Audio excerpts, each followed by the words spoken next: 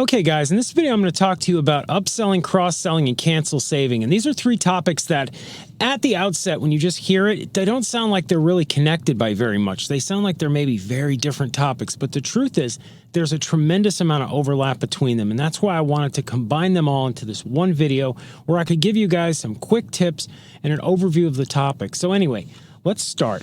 We're going to start by talking about upselling. It's very important that you understand that more money is made generally when you're running an agency like you are through an upsell than through the initial sale. It's extremely easy to go back to somebody who already trusts you and has already made a gamble on you that turned out great in terms of getting a site from you or getting a service provided and getting them to give you more money the second time around than the first time around. It's really just common sense, but you need to keep that in the top of your mind when you're running a business like you are, because a lot of people forget about their customers. They don't really sit there and think, well, this is my biggest resource. And the truth is, your clients you have right now are your biggest resource for both getting new clients and also just growing revenue at your business, period. It's much, much easier to upsell somebody than it is to get a new sale because there's no risk. From the perspective of your client, they're just spending, whatever they're spending to get a service provided. They're not taking a big risk with you. Tactics beat strategy with upselling. It's a very tactical game. Most things in business are strategic, right? Most of the time, a good strategy beats good tactics, right? You can be, a wonderful salesperson, but if your marketing sucks, you're going to go out of business anyway. And vice versa, the opposite is also, it's inversely true that if you have great marketing and you're not that good of a salesperson, you'll still probably succeed in the end. So tactical being the micro, and the macro being the big strategy. Tactics win here. You have to be very tactful. You have to use really good tactics when you're doing upselling. Preparation is really essential to good upselling, and I'll get into that in a minute. But for right now, when you're thinking about preparation, I'm big on preparation in general. You guys know me, you understand my mantra. I am always going on and on and on about being prepared, having your ducks in a row, planning, strategizing, making sure your stuff is done right, doing all your homework, never firing blind. And when it comes to upselling, it's one of those things that you have no excuse because it's your client already. You should be very forewarned and able to go in there knowing exactly what you're going to say and exactly what you're going to pitch because you know the layout, the set, and the setting already. The potential with upselling is enormous. A lot of people ask me about it in terms of, they're running their agencies and, they maybe once in a while have the salespeople they've already got do a little bit of work with upselling. They don't have a big push for it. And so they come to me and they ask me, what should I be doing? And they kind of want to see the potential. And the potential is truly enormous with upselling. If you're running an agency, and think about this, let's say that you get a new, let's just say you get 100 new accounts a year and you're not doing upselling. Well, let's say that, you get about 3 times the money, roughly speaking, from an upsell than from a sale.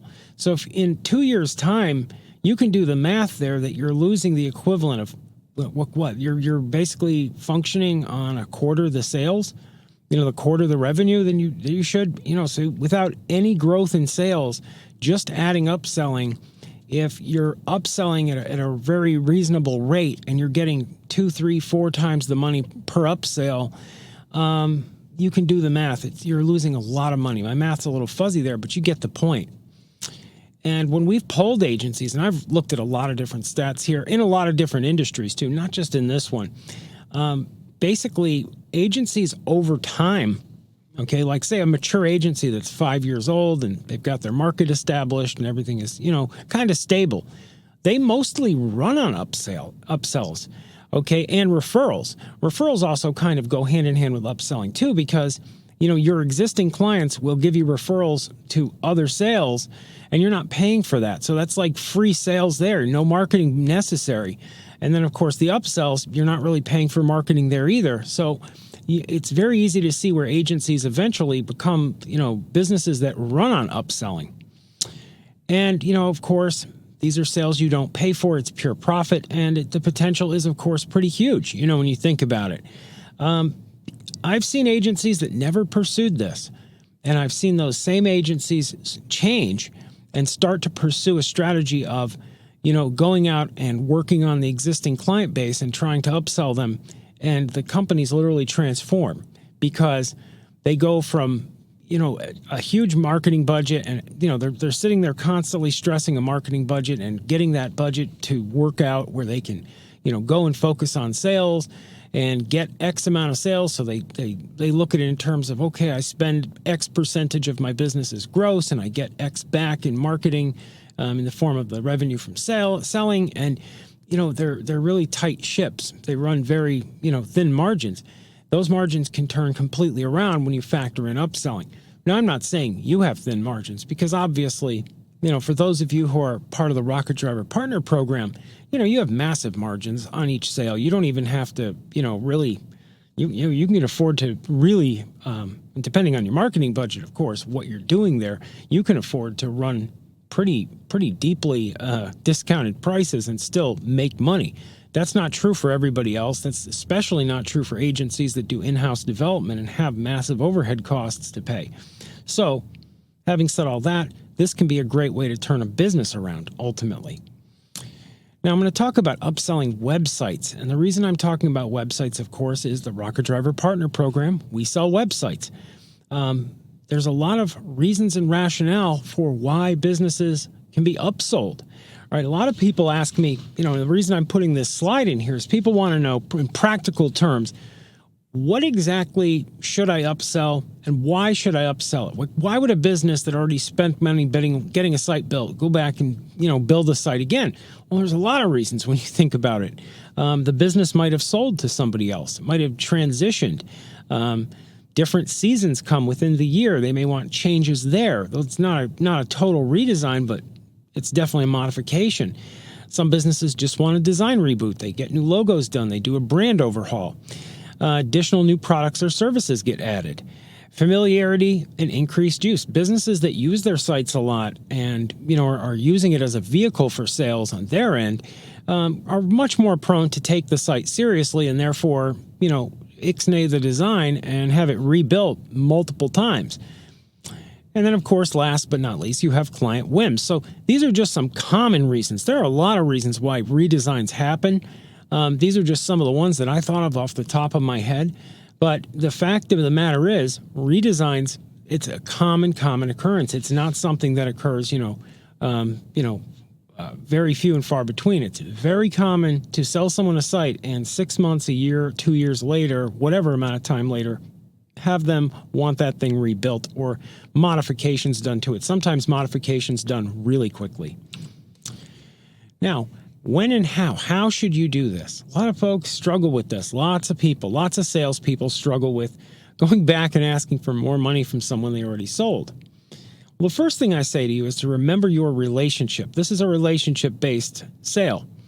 The first time around, and of course, it's based on a lot of logic and a lot of reason, but you need to have the right relationship. You can't sell someone something, show up a week later, and just pound them over the head for more money. You have to think about it. You have to approach it tactfully, and you have to, stay in contact with that client over the long haul to be in mind enough for them to associate you with something that they have. Big mistake of a lot of web agencies is they sell sites and it's out of sight, out of mind. They don't stay in contact with their clients. They don't form any kind of relationships with them. And then, they get lots of cancels and stuff like that, but more on that later. Now, people ask, what frequency should I stay in contact? Now, of course, most of you, a lot of you anyway, you'll email your clients on a monthly basis. You get in touch with them for reports and stuff like that. But you need to be getting in contact. If you're going to upsell them, right? If your plan is to upsell them, it's a good idea to stay actually in contact with your client, meaning phone call, some kind of personal contact with them. Talk to them once a month. Spend 5 minutes once a month to tap your client on the shoulder and say, hey, how's it going out there? Tell me about your business. Has anything changed? Is anything new going on? Because that's going to be the door opener for upselling them. Usually, generally speaking, that's how I've upsold a lot of people. Just call them on the phone. Hey, how's it going out there? And say it's Jen's restaurant, right? Hey, Jen, how's it going? How's your restaurant going? How are sales? She tells me they're doing great.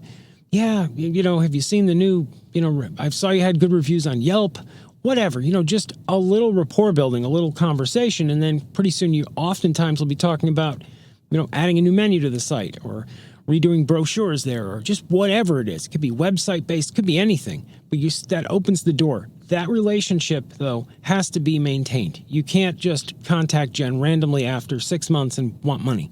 You have to be in contact so that it's a normal sort of ebb and flow of the social sort of river to go and buy from you again. Also, you have to have a plan, not a pitch. A lot of people mistake plans for pitches, pitches for plans. And I guess in some cases you could, take a scratch pad and draw up a plan that is a pitch. But what I mean by the difference between a plan and a pitch is basically this. A plan is you come to me and you tell me, hey, Jake, you're, a graphic designer, for example, and, what I want to talk to you about is, you have shoulder pain and you're working with a mouse. You really need to work with a tablet. And here's why. And I've got this tablet and I can sell this to you. You give me an entire reason, rationale, problem, solution, price, profit plan. You put it all together and hand it to me like that versus you show up and go, wow, is it an amazing tablet with blah, blah, blah features. A lot of people make this mistake. They try to pitch websites like OxyClean, literally, like ShamWow. And they show up and they just immediately go into a pitch, or they go into a pitch way too soon.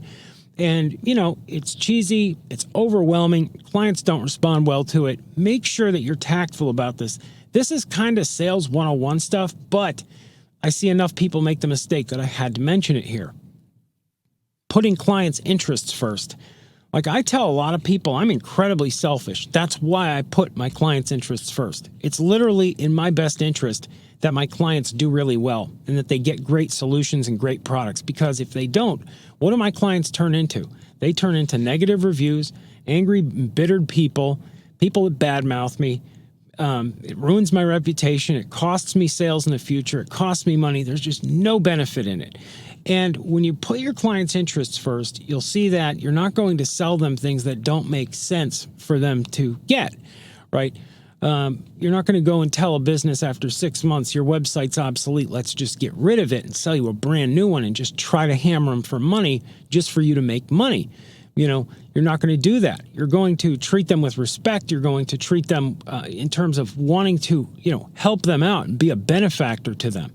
So if you do that, it's the most selfish thing you can do, and to put your client's interests first and try to take care of them.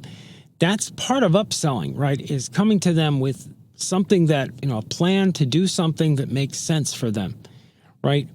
You have to get the client to buy into the idea.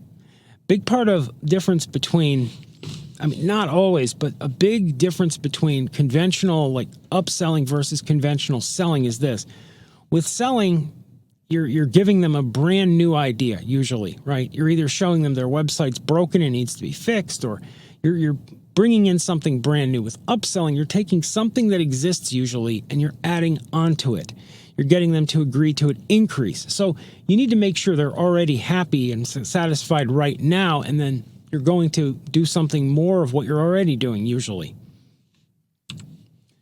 Now, closing techniques and upselling, and I put some bullets on the screen here. I'm not going to read from them, guys, because of this.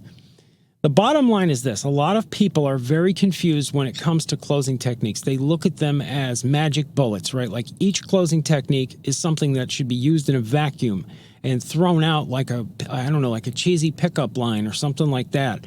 That's not what closing techniques are. Closing techniques all blend together in the sales process. They're all interconnected. They're all, they bleed and blend together. The assumptive close works great for, upselling. But basically what happens is you end up blending the assumptive close with the triples close, with negativity close sometimes, with the value-added customer close. You blend them all together and you use different closing techniques in combination with different strategies and tactics to get the sale, right? The overarching strategy, the overarching tactic, I should say, why that's very tactical upselling is you can't risk appearing like somebody that's just trying to get money. just a craven money grub that wants to get money out of that client. People, but at the same time, you can't be scared to try to go for a sale. See, so that's why it's very tactical. You have to, upselling is good. There are side benefits, believe it or not, to rapaciously getting in contact with your client and trying to upsell them. But you always have to make sure you don't push the needle too far, right? You don't push it too far and wind up, souring a relationship or coming off as cheesy and just sleazy, right? Think long term. Always put your clients first and make sure and put yourself first. By putting your clients first, you're actually putting yourself first. Understand that that's really true. They're not mutually exclusive at all. They're very interconnected. So closing techniques, you're going to blend them a lot. Here's some mistakes not to make. And these are mistakes I already mentioned. Being pushy and trying to upsell too soon. I've seen people who try to upsell a week after getting a sale. That's not smart, A week after development ends, okay, we took care of your website, and now it's time to do the SEO. Okay, that may be true, but you need to let the dust settle just a little bit, okay? Because you can seem like you're just trying to get more money. Now, at the same time, if you've prepared the battlefield the way you want, right? Like if you sold somebody a site and told them the whole time, after we get your site done, and then we're going to talk SEO, if you did something like that, well, now you prepared yourself for success because you put something there that an expectation's been planted that you're going to talk about SEO afterwards. But if you keep it a secret and then you just spring it on them, again, there you go. That's tactical. It's tactically very foolish.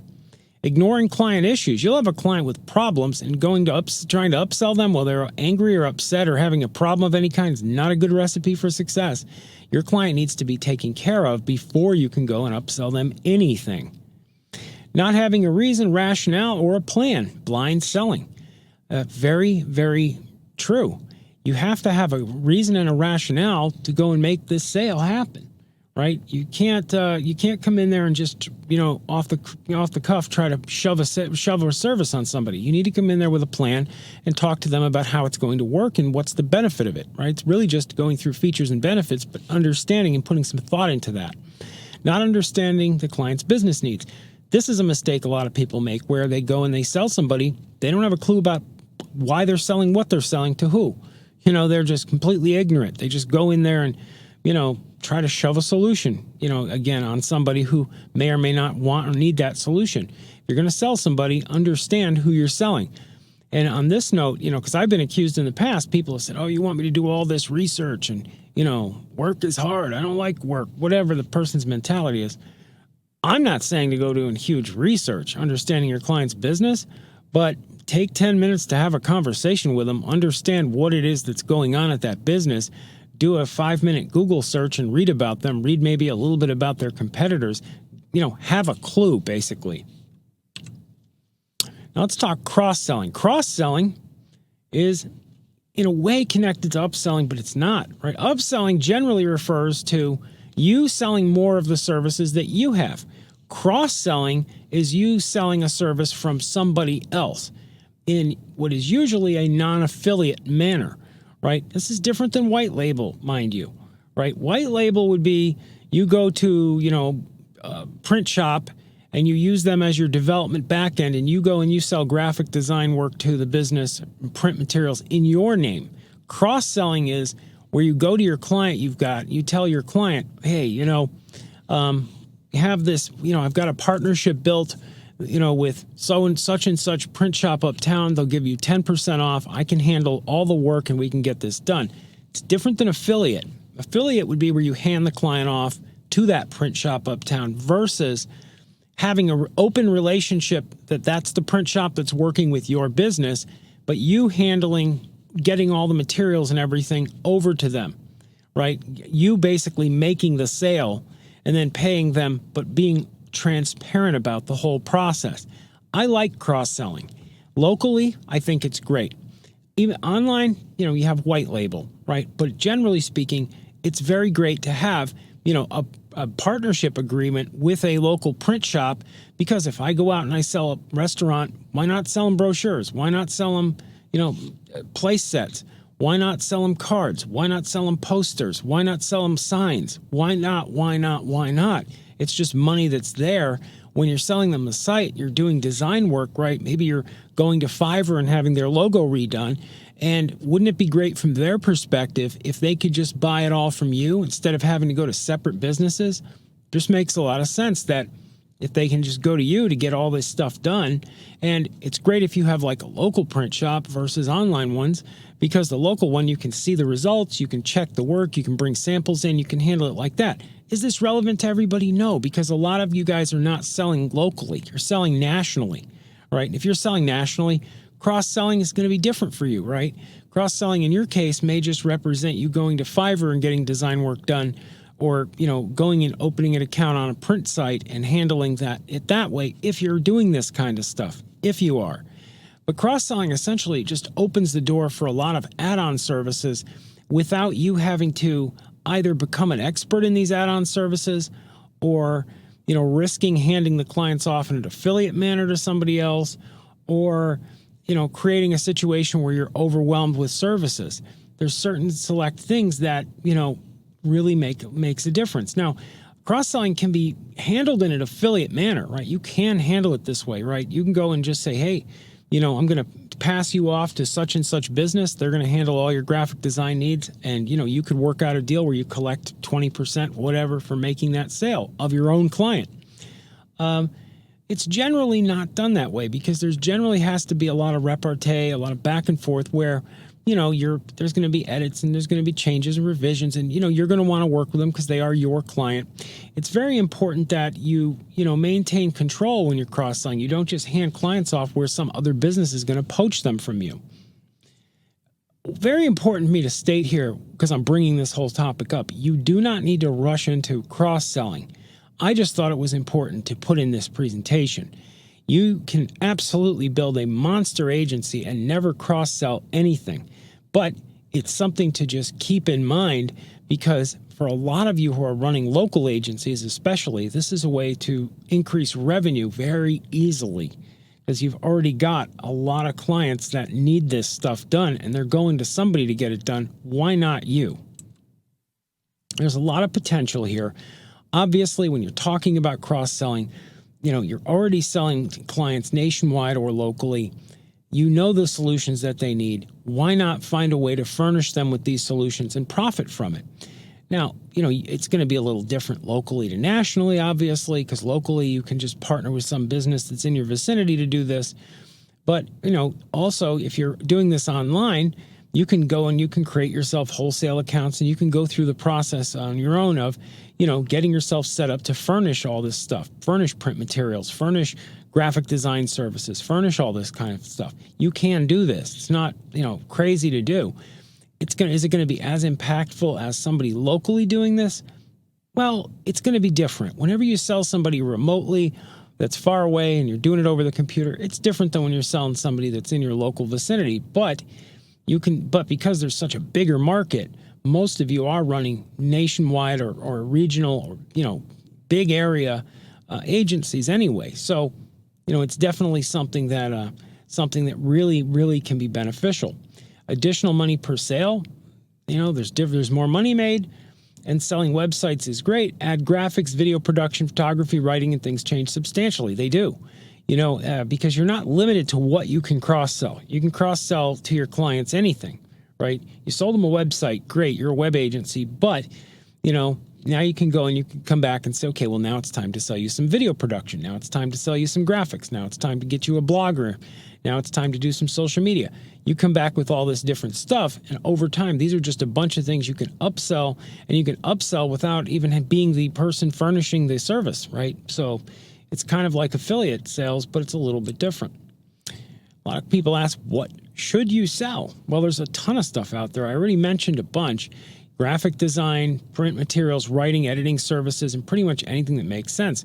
Services are not limited to websites. Your business is not limited to websites. You are not limited to websites. There's no limitations here. Limitations people have are in their minds generally when it comes to running a business in this industry.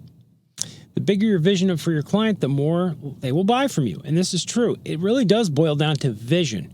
When you're looking at your client, you're thinking of what they need.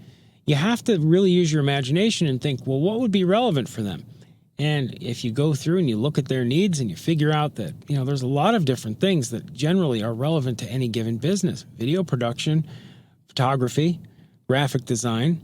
You've got all of the print materials. You've got maybe, you can go as far out as like animation might be relevant to them. Having a blog set up and having writers hired. All kinds of stuff. Social media, security services may be relevant to them. It may be very relevant to them. Hardware might be relevant to them. They may have specific, point of sale system needs that you may be able to furnish. Any, niche that you can find, any ecosystem, anything in that ecosystem at that business that you can fulfill is a potential for cross-sold profit. Now, those of you who are going to operate locally are going to form partnerships with somebody, right? You're going to go to a business, let's say it's a print shop, and say, hey, I sell websites. I have a lot of clients who need, graphic design services. You guys offer that? They're going to say, sure. You're going to say, okay, well, here's the deal. I don't want to give my clients away. These are my clients. So I'd like to have a partnership with you whereby I can make the sales and you can act as my fulfillment center essentially, and I'll pay you X amount, whatever the rate is that you agree to basically just furnish the service. It's almost like white label, except you don't keep it white label, because by taking the white label out of the deal, right, and cross-selling instead of just white labeling, what you allow for is scalability, because now that your client can actually have direct contact with that print shop, right? So there's you're acting almost like just a gopher in this sense, but you're getting profit that's way above a gopher's profit. There's no finder's fee here. You're doing finder's fee work and getting paid, well for it. So, you go and you hit this business up. They say okay. They say okay to everything. Don't rush into a partnership. Get it in writing. Make sure that you lay everything down, because you don't want to wind up screwed. The worst thing you can do is you go and you form a partnership with a business that then, talks to the client and ends up talking you out of a sale, or ends up taking them over essentially as a client. You have to police that relationship really judiciously and make sure whoever you're working with, if you're working with anybody, is the right company to work with. You don't want to go into this blind and just give away your clients. A lot of people have made that mistake in the past. It's not good. The big benefit here is to basically have the ability to make sales, add services, and pass the client off and get paid. That's the big goal. And the client, yet you're still that central point of contact, because you brought it all to the table, right? You acted as the facilitator for these services. Very important. A lot of common errors that people make with cross-selling, trying to sell too much stuff. They become like the gyro gear loose of services, with all kinds of different services coming out their ears, and they overwhelm clients with it. They throw so much junk at them, the client can't even understand or comprehend anything. They don't comprehend the stuff themselves. They've got no planning, no management, just absolutely feckless. Feckless is the word that describes a lot of people that blunder into cross-selling, just adding 100 services onto their business. You need to think in terms of, very intelligently. You need to walk through the process of adding services really, really, judiciously, and realize that a cross-sold service is never going to replace a white label service. White label service is always going to be much more profitable for your business. If you just wanted to be a full-time real-world analog, let's call you an analog affiliate, that's not a good business to be in long-term if that's all you do. You have to have your anchor service down, and you need to, if you're going to have some partnerships to sell some different services, they need to really complement but not replace what it is that you're selling. Last but not least, I'm going to talk about cancel saving here for just a second. A lot of people don't realize that upselling actually insulates and bulletproofs you from cancellations. Why do most people cancel? Most people cancel web development, cancel social media, cancel SEO, cancel any service due to a lack of communication. People sell somebody a site, and they just leave them there and they languish. They just sit there, they don't go anywhere. And so as a consequence, they lose out. They lose that client.